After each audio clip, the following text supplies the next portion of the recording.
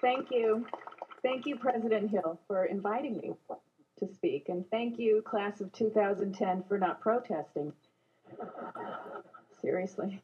Um, I was wondering, of course, what I should say to you because there are so many possibilities, so I asked some of you, and by some I mean two, who I happened to see in passing, because that was convenient for me. Well, I couldn't ask every one of you. It's not like there's some kind of social network wherein I could communicate with such a large number of people at once. That's a joke, because there is. It's called the internet. They actually were the ones laughing, not you. No, I did actually hear from a little more than two of you that because I went here, you wanted to know about my experience after graduating.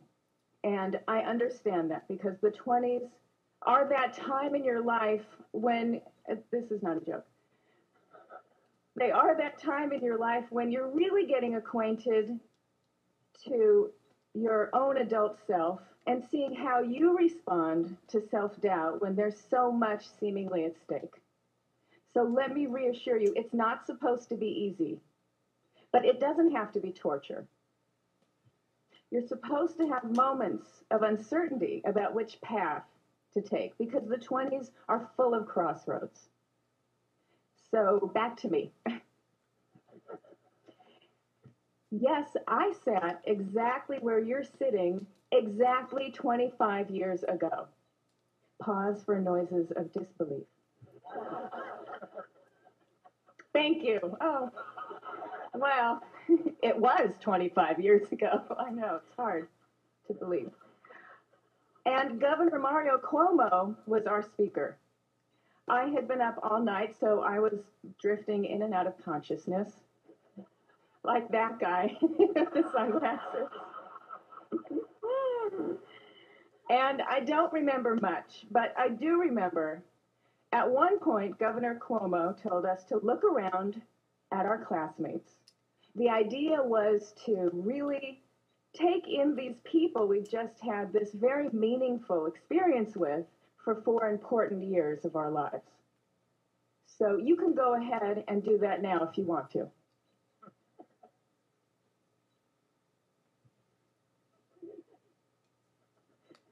Did you do it? Well, I don't know what you all just felt, but when I did it 25 years ago, I didn't feel a thing. Nothing. I thought, yeah, okay, I probably won't remember most of these people, and a lot of things that happened over the past 4 years will fade away, and that's all right, because that's the way it goes. So I went back to sleep. I know, I'm a little cold. I've been told. Then I thought, oh, but you know what? I am going to miss seeing that guy I see around, Stephen, the mug manager, who dances well. I really won't ever see him again? That's weird. Well, all right, we'll try to remember him. Now, we weren't even close friends. He was just a guy I'd run into on campus. And as we'd exchange how are yous, he'd say, oh, God, I've got like 7 papers and 3 tests all within the next 4 days. And I'd say, oh, God. And he'd say, yeah. Okay, well, bye. I thought it a little odd that the only thing I'd be missing was bumping into cool Stephen, the mug manager, who danced well and worked hard, but that was it. It was it because I had done what I had set out to do, okay? I had gone to a great school on the East Coast, met really interesting and intellectually curious people, made a few good friends, and received a superior education from engaging professors who had high standards. I met those high standards and adopted them as my own and could hopefully carry them into my future. I wasn't in the mood to look back and be sad over what I might miss later. I was ready to be looking forward, like I'm sure a lot of you are. How many of you are excited to start your brilliant career doing some research in an area of neuropsychopharmacology and see if you can't ultimately answer questions about things like neurotransmitters evolved? Me too. I was very excited to get home. I had a job lined up with my father, who was a headache specialist. Yes, I said headache. He's retired now, but he was a world-renowned headache specialist who mostly did research. I immediately started to work with him on a study concerning hemispheric dominance and headache types. I won't go into the details, but I could.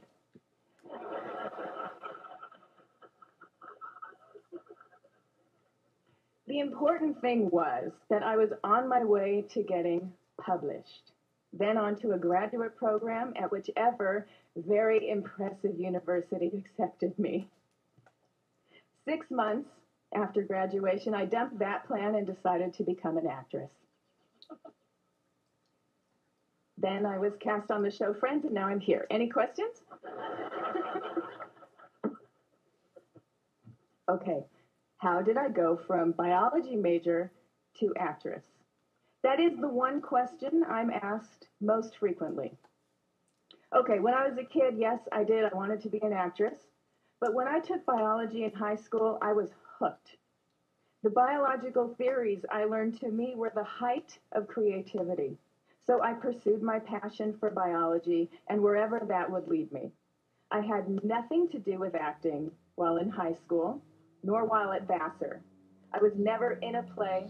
I don't think really saw a play. I wasn't interested in the least, not the least. Then during my senior year, I was at Vassar.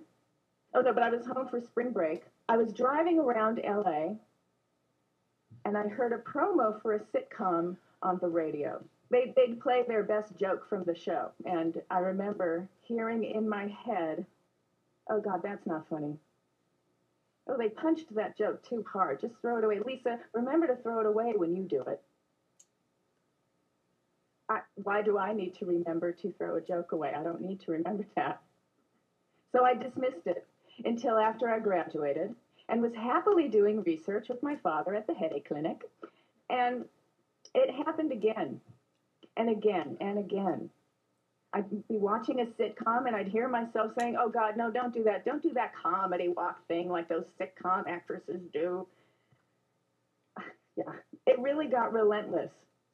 So I entertained the idea of being an actress, then moved to justify the idea with, you're 22, you have no mortgage, no husband and kids, no responsibilities. You have to do this acting thing now, right now. I'm so sorry, but you have to. By November of 1985, I declared that I would pursue acting. My parents and family were thrilled for me. Truly. And that was the first and most important, wonderful show of support I got. Parents were thrilled, parents. They were supportive and thrilled.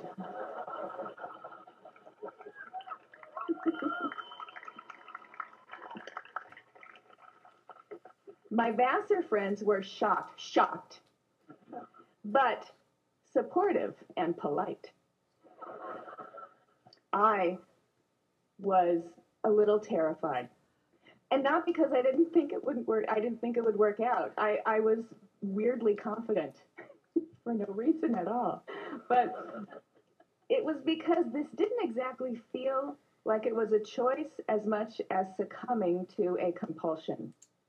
And I didn't analyze what led me to this point, whether it was divine intervention or a lapse in judgment or sanity. I just listened to that inner voice. By the way, I think it's always a good move to listen to that inner voice, if it doesn't lead to a crime. I was also nervous about this career choice because I didn't really care for actors.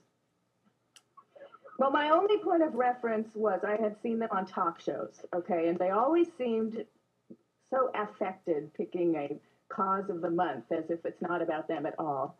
And, they'd say, please, please, please save the planet as a favor to me. I'll love you for it. I really will. So I couldn't. And I thought, well, how do I hold on to who I am if I'm trying to become one of them? I don't want to turn into an actress.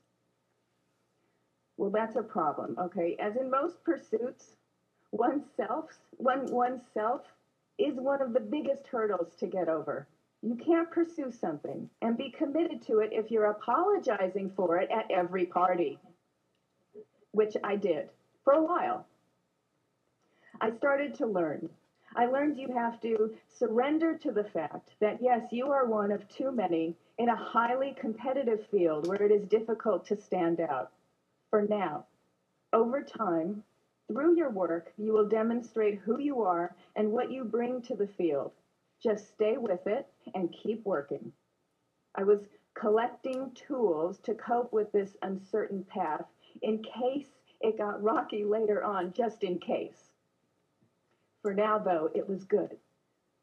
I became friends with and stuck close to the most talented person I met at my very first improv class. Conan O'Brien was a nimble improviser and fully committed in every scene, which always made it great. His writing was unparalleled, and everyone understood he occupied a whole other level of talent. I hoped I would be influenced by his high standard of writing and performing. Also, I knew he belonged in this profession, and I made him laugh, so I belonged too. So I'm on my road to becoming an actress. While I was taking classes at the Groundlings in improvisation and sketch comedy theater in LA, I had my first audition and got the part. It was for a backers audition for an equity waiver play called Ladies' Room. These two minor characters would come in and out and be on stage for a total of maybe 7 minutes out of the entire play. And here was the audition. Romy, ugh, I hate throwing up in public. Michelle,